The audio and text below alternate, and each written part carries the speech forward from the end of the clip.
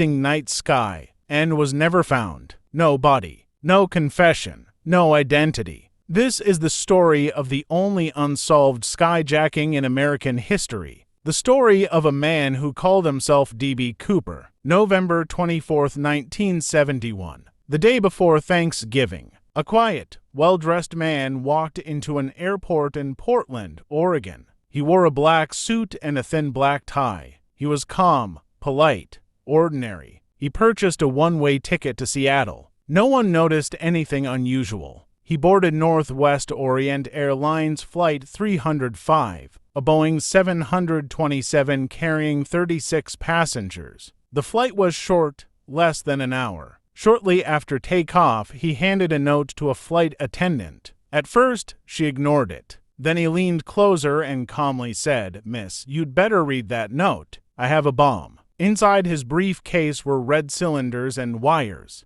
His demand was simple: $200,000 in cash, for parachutes, and a fuel truck waiting in Seattle. The plane circled in the air while authorities gathered the ransom. The money was photographed. Serial numbers were recorded. When the plane landed, the passengers were released safely. Cooper stayed behind. The cash was delivered. The parachutes were handed over. Then he gave new instructions. Fly toward Mexico. Keep the plane low. Keep it slow. And then, somewhere over the dark forests of Washington state, he made his move. At 10,000 feet in the middle of a storm, he lowered the rear staircase of the aircraft. Wind roared through the cabin. Rain lashed against the metal. The crew stayed in the cockpit, and at approximately 8:13 p.m., D.B. Cooper stepped into the darkness and jumped. The plane landed safely later that night, but Cooper was gone. The FBI launched one of the largest investigations in its history. Agents searched forests, rivers, and mountains.